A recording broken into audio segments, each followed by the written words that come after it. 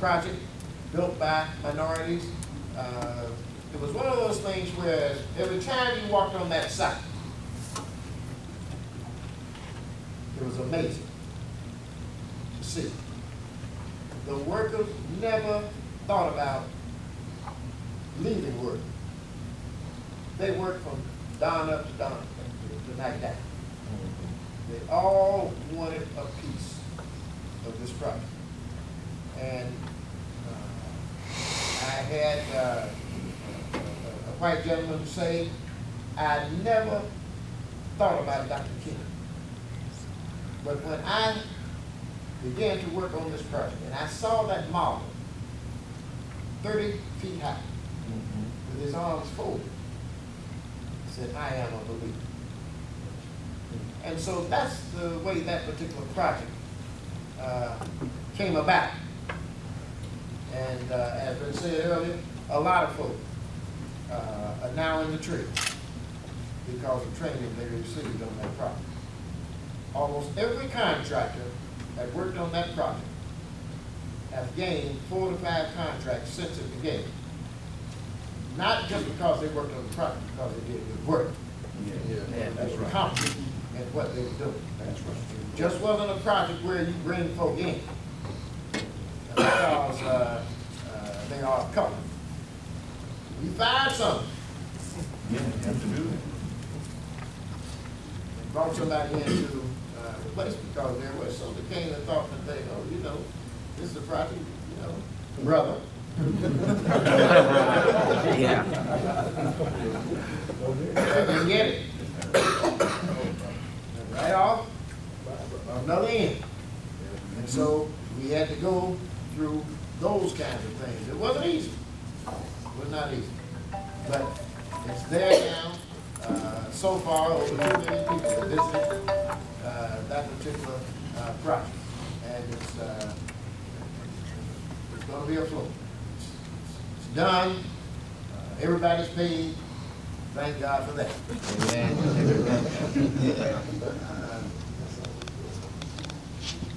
In 1969, talk about the name of Howard Turner, decided to open an office in Cleveland, Ohio. Howard Turner, member of the Turner family, out of Philadelphia, Pennsylvania, said we want to go to Cleveland, Ohio. And so he came to Cleveland. And he met with Mayor Carl B. Stokes, first African-American mayor of a major city. And Mayor Stokes mentioned to Mr. Turner that he said, I don't know you. I don't know a whole lot about construction, but I know I don't see a whole lot of color. I don't see minorities in the construction industry. And he said, Mr. Turner, you own the largest construction company in this country.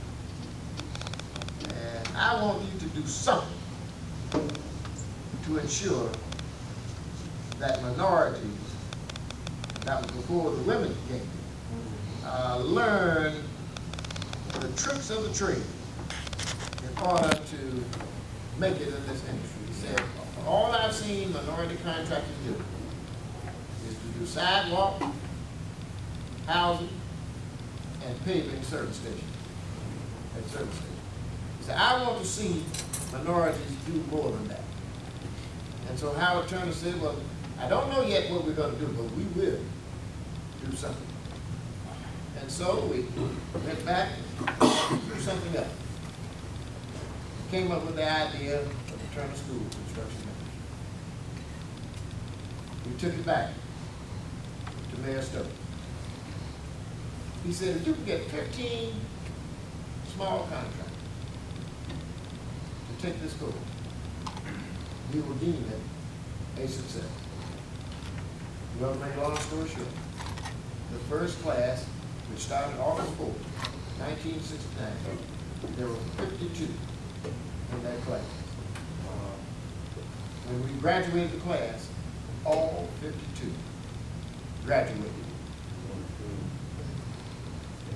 That was the beginning of the Turner School of Construction Management. Because we said that if you can work here, you can work it in other places. So we began to do it in the other cities in Ohio. We flew over to Philadelphia, we went to Chicago, that's right, and then to other cities, St. Louis, cities like that. Then in '85 we did it. So what happened is that when we began to do these classes, some people said, okay, you're doing it for personal gain. That's why you do it. Gotta be something in there for you. So Mr. Turner said, well, we can't do it for personal gain, but we already got money. And we already the largest contractor in these United States. We don't have to train anybody. We don't want to.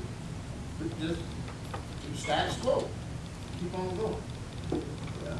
You got to think about that. Then we had one fellow come in and take the class. He said, this class can't teach me anything.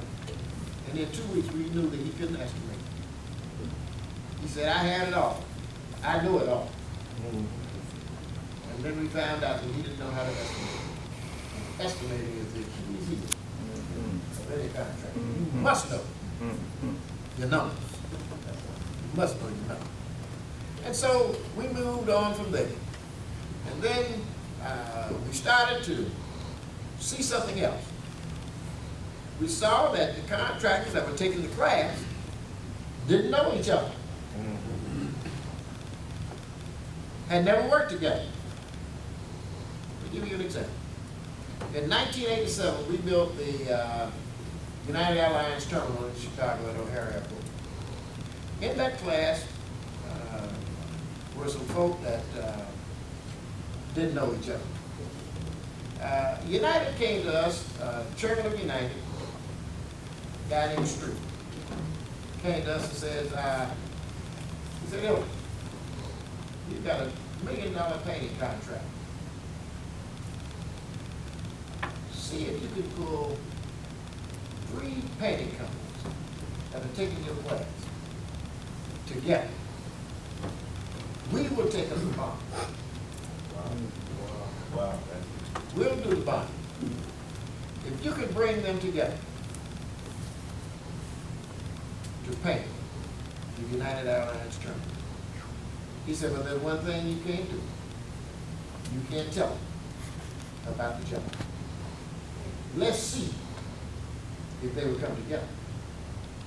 And so there were 3 painting contractors in that class, Mr. Cole, Mr. Bailey, and Mr. Huggins.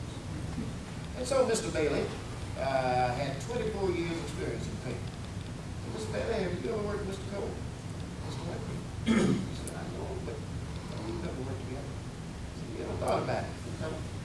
Don't think about it. They went into, who did I say, Bailey? Cole, Mr. Cole said, Mr. Cole, how long have you been in business? I've been in business about 20 years. Have you ever worked? No. Have you ever thought about it? No. Always done it alone. Think about it. So then there was another gentleman in there that had been in business 7 years. His name was Larry Huggins, at a firm called Ratcliffe. And Larry had a degree in accounting, but somebody in his family taught him how to paint. And so he said, Mr. Huggins, could you work with Mr. Cole and Mr. Bailey? He said, I can learn from both. They have been out there longer than me. I said, well, we'll talk to them. So they came back and said, we think we can work together.